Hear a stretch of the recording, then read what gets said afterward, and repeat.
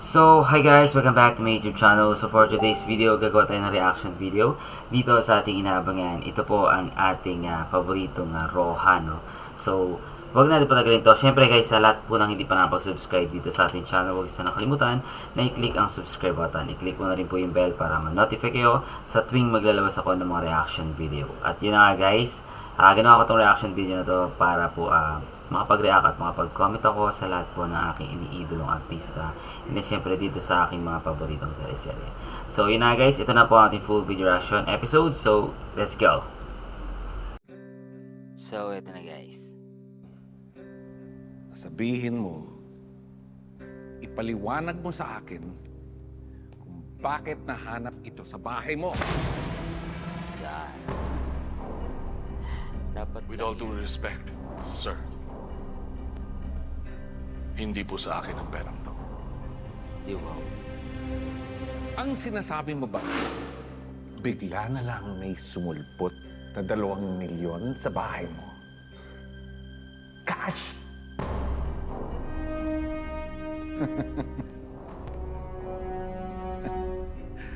Wag na wag mo akong ginagago.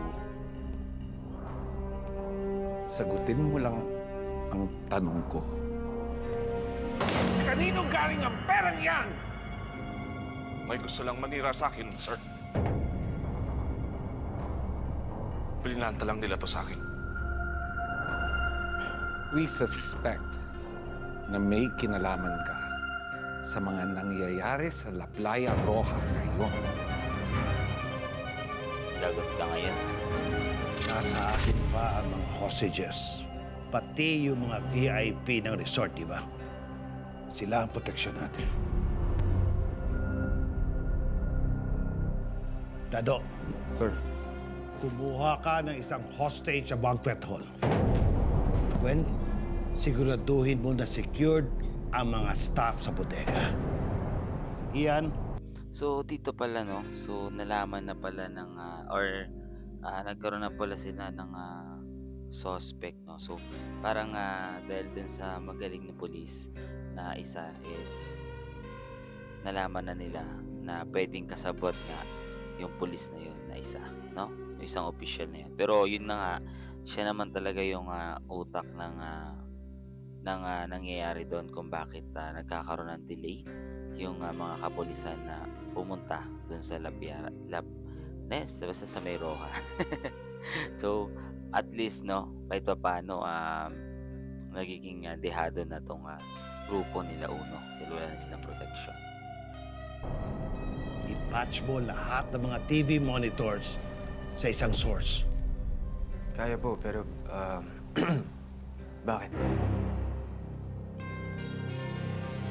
Naiinip na yung mga bisita at tayo dito sa resort. Kailangan alyuin natin sila. Baliw na kasi to si Yes, sir. Uno eh.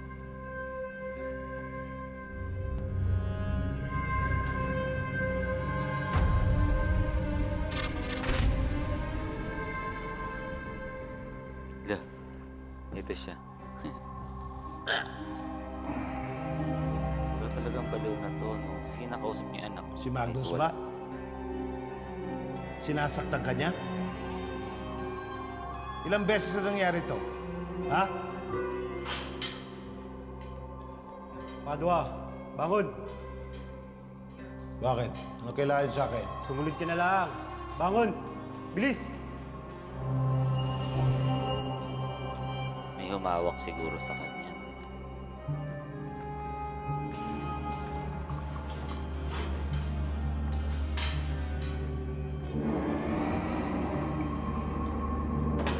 So dito natin malalaman yung kwento kung bakit naging ganon si Uno at para naging makapangyarihan sa mga masasamang loob na yun.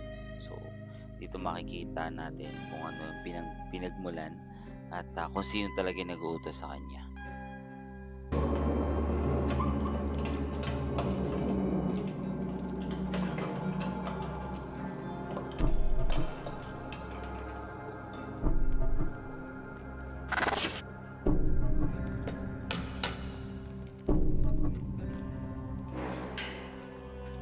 Sino kaya yan?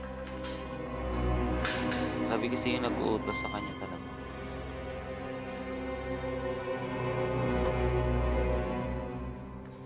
Padua, long time no see.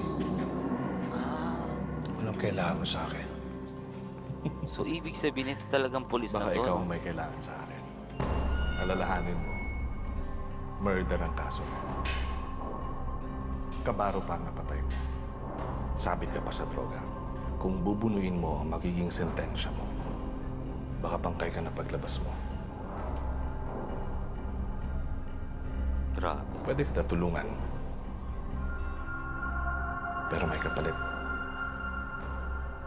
May racket tayo. Malaki ang kikitain dyan.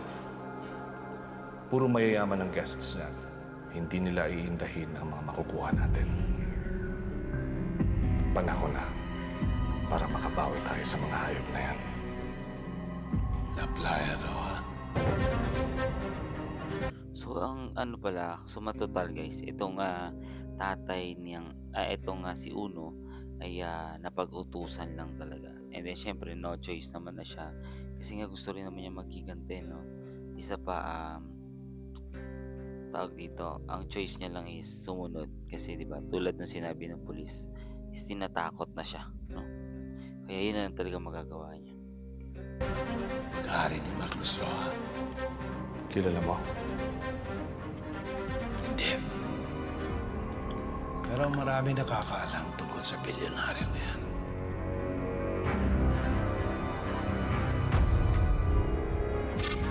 Wala yun, kaya tinanggap niya para makapagigante.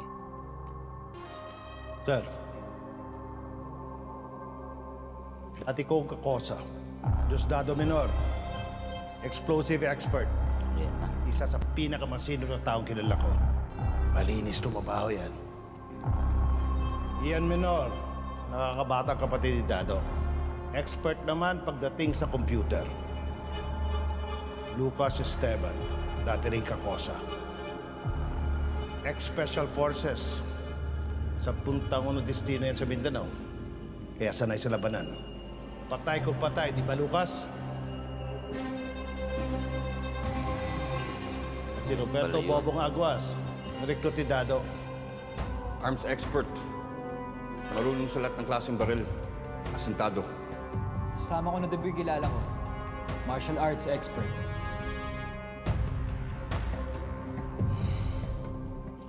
Yung babae.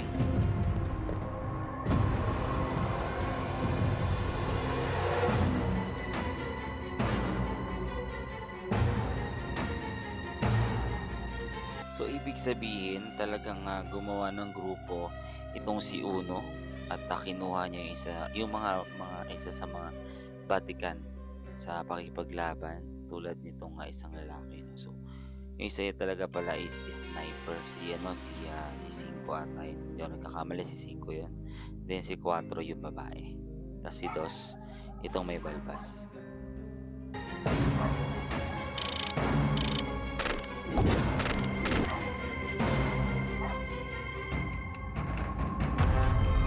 Yan ang pinaka-target na talaga guys.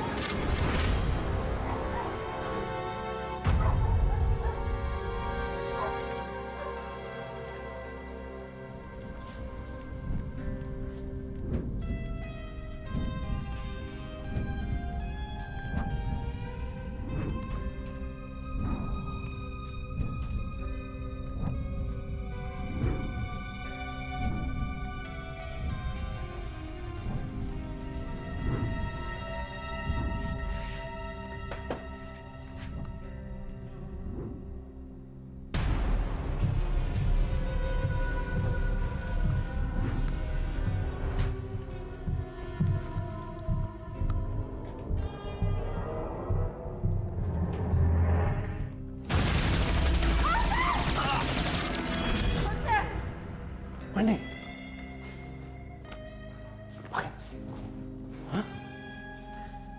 Sorry. Isang panaginip lang pala, no? Akala ko rin, kinabahan din ako sa nangyari. Kaya ka na ulit. Hindi pa rin sila bumabalik. Dito pala guys, no, at least pala ang naging sitwasyon nila dito ng pamilya ni Olsen at ang pamilya ni Liam is nasa safe zone naman na sila. So possible nito hindi na sila, kahit pa paano hindi na sila basta-basta matatagpuan ng grupo nitong si Uno. Sana talaga maging safe sila dito at wag nang mahabol, no? Hindi ko sinasadyang mag-away kayo ni Greta. Sana hindi ko nalang nasabi sa anak ko yung nangyari. Nangako ako sa asawa mo. Nangako ako sa kaibigan ko. Kaibigan niya pala yun. Pero mali naman yung ginawa niya. Magnus, mangako ka sa akin na patatawarin mo si Greta. Sigurado naman siguro yan.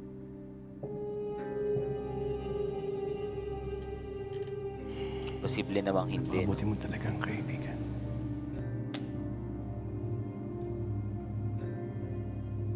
Alam mong hindi. Siguro nagkaroon sila ng relasyon, no? Baka kapatid ni Liam yan. Baka magkapatid si Liam tsaka si Olsen. Alam mo ba, Ay, unang gagawin ko kapag nakalabas ako ng islang to, ibibili ko ng inihaw na lempo si Mama. Tapos kakain kami. Yung nakakamay pwede lang. silang dalawa, no? Tapos may atsara. At saka sukang pinakurat. Naku, hahayaan ko na talagang makakain Sit si Mama. naman nilang dalawa. Ano naman gagawin niya? Alam nyo guys, itong tambalan ni Olsen at itong babae. Nalimutan ko kasi yung pangalan niya. Pero alam nyo guys, bagay na bagay sila ni Kelly Chari. Sobrang yung unique yung ano nila, no, pagiging tambalan dito. At saka talagang may halong kilig din kapag pinanood mo silang magkasama. Then yung face nila, yung mag-uusap nila, talagang alam mo yun. Magandang pagsamahin talaga sila. Paborito niya kasi yung inihaw na lempo. Pero pinagbabawal ko kasi high blood eh. Hindi dapat pinagbabawal, di ba? Life is short. Ay, huwag mo muna isipin mo yan, ha? Oh, life is short, pero lalampasan din natin ito, promise. Alam mo, sumaka ko pa kayo bumili ng inihaw na liempo. Sagot ko pa yung rice.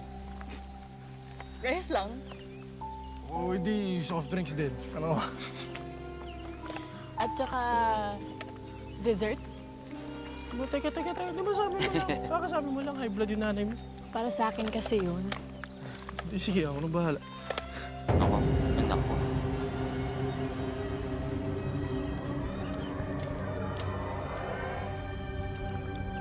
Ito mga pulis.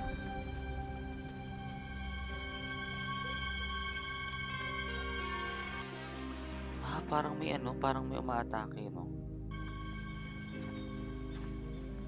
Ice, takbo.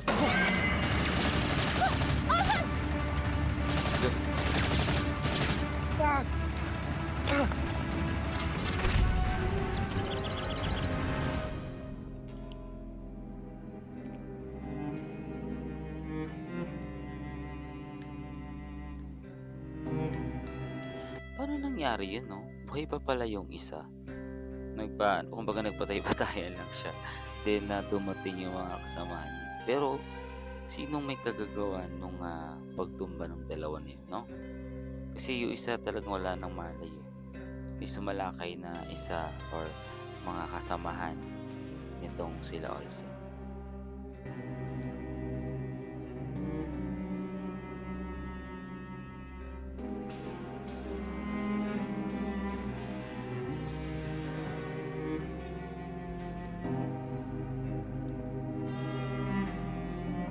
Isang linggo na lang, Wendy. Nalala ka na. 10 taon din, Greta.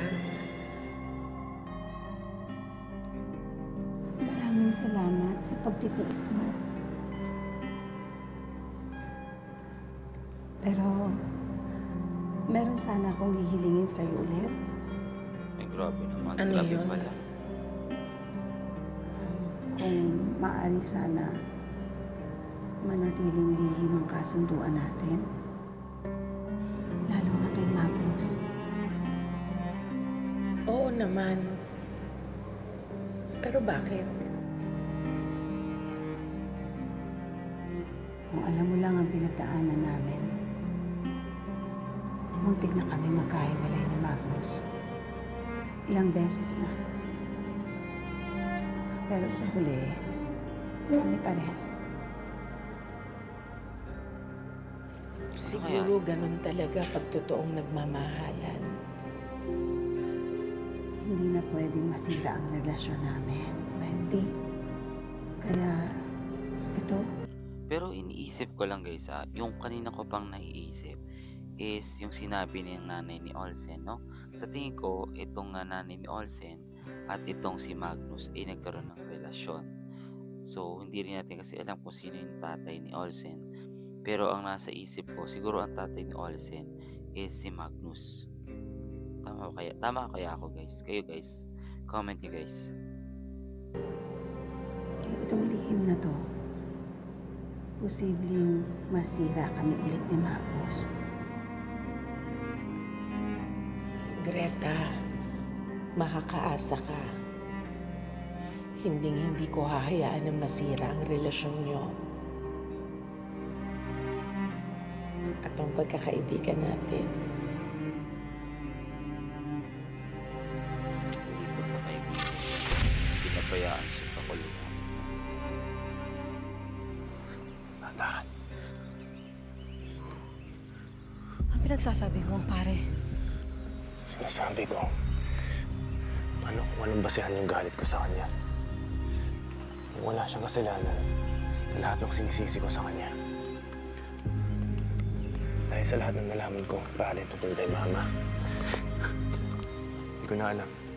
Gulang-gulo na ako. Ano ba yung totoo?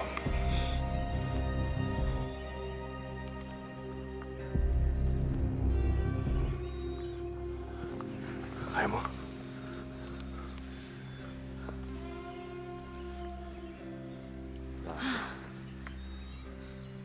Talaga nasa ano sila, no? Parang nasa kagubatan.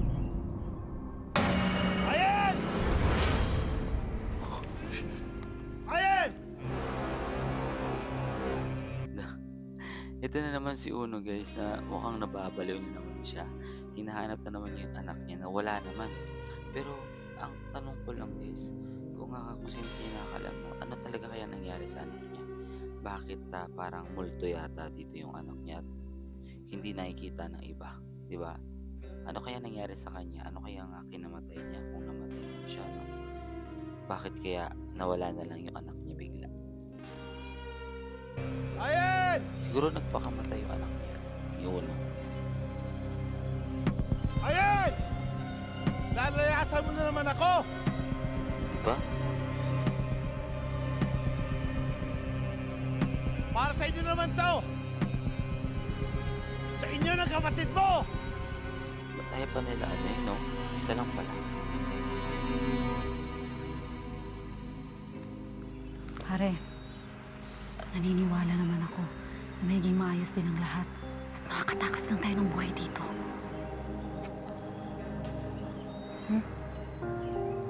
Tara. Astig. Astig nila ni Mayman. Shoot pa rin nila.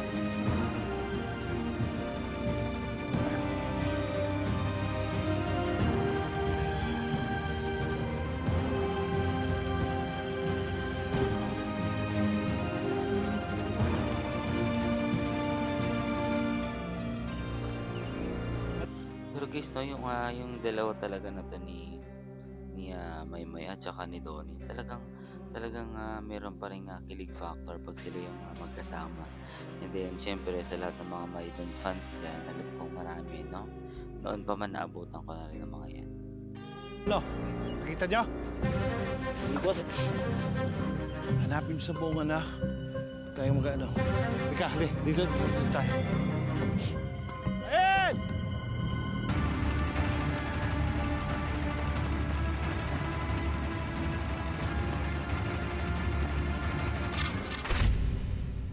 Saan na kayo yung mga pulis? Wala ba mga pulis? Di ba may mga pulis?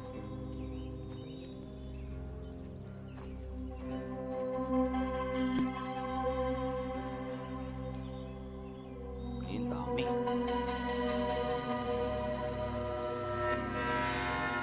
Sa kaya sila nag-shooting, guys, no? Napakaganda ng lugar. Parang ano siya, isla talaga. At sa tingin ko isla naman siya. Pero napakaganda. Diba? Magnus,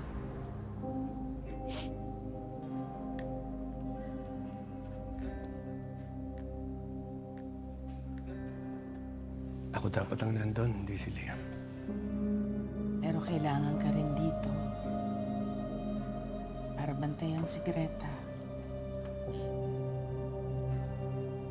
Alam ko kung gaano Alam nyo guys na parang itong nanay niya masyado na siya nagiging mabait dito kay Greta, no? Kasi tinanggap niya talaga yung kaso sa kanya na hindi naman talaga para sa kanya. Then isa pa, yung problema talaga ni Greta is nagiging parang sobra na. Diba? Sobra na talaga. kahirap para sa isang magulang na hindi mo alam kung ano yung nangyayari sa anak mo. Pero ako pinagpapasa Diyos ko na lang.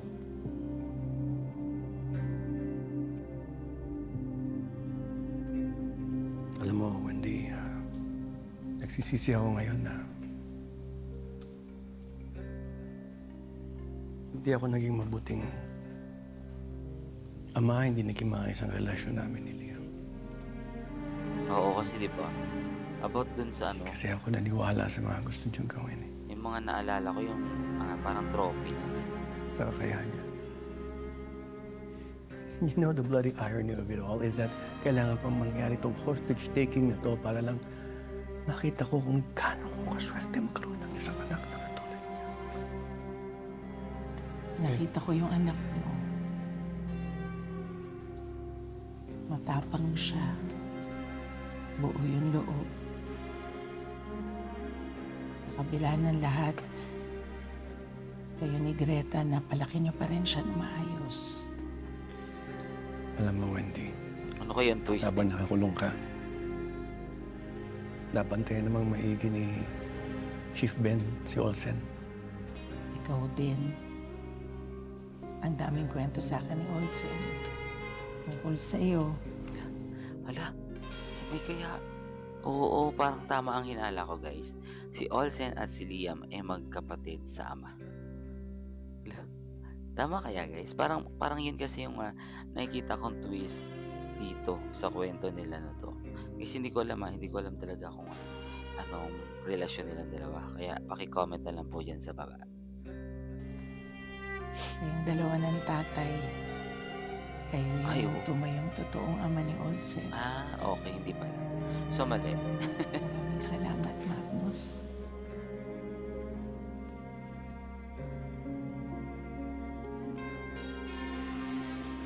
I'm sorry, Wendy. I'm truly sorry na hindi ka nagkaroon ng pagkakataon na makasama ang anak mo habang lumalaki ka. It's all because of Greta. Magnus. Wendy, hanga ako sa'yo. Sa mga sakripisyong ginawa mo para kay Olsen. Sa lalim ng pagmamahal mo para sa kanya. Sa pagiging ina at buti mong tao.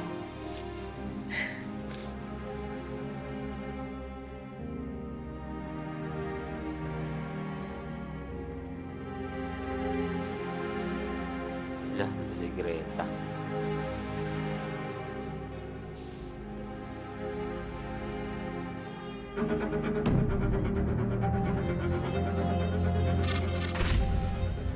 So, ito pa lang si Greta ay hindi naman pala talaga sobrang ganun kaganda ng ugali. Lalong-lalo na yan guys is ginamit niya yung nanay ni Olsen para pagtakpan yung mga nagawa niya. Kumbaga, pinaako niya sa nanay ni Olsen. Binayaran niya, di ba? So, isa yun sa nagpapatunay na hindi siya tunay na kaibigan, no? Hindi siya tunay na kaibigan, guys. Masama siya. Parang nangyari kasi inisip niya lang yung ano eh. Inisip niya lang yung sarili niya.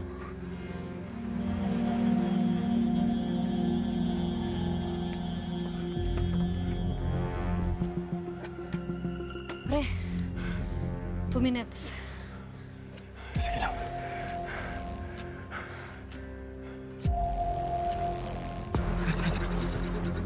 Si Olsen. Sino? Ganda, no? Ganda ng lugar, guys.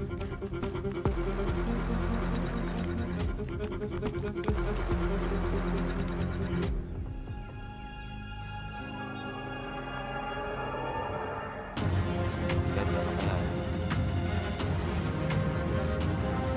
Yan na ang mga kalaban. Tatakbuhan na sila.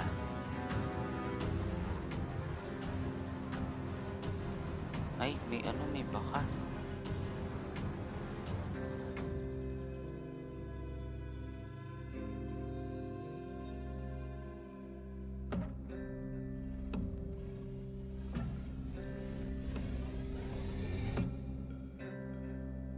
Ihinto siguro yun. Yari ka. Yari ka. Nice one. Oo. Yun pala yung ano, yung inaral nila, no? Yun yung nakita kong inaral nila Olsen, ni Luna at saka ni Liam. Yung paggamit ng tsako, no?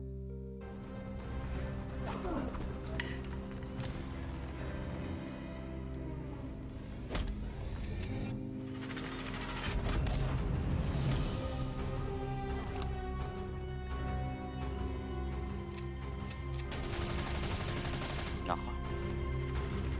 Nice one.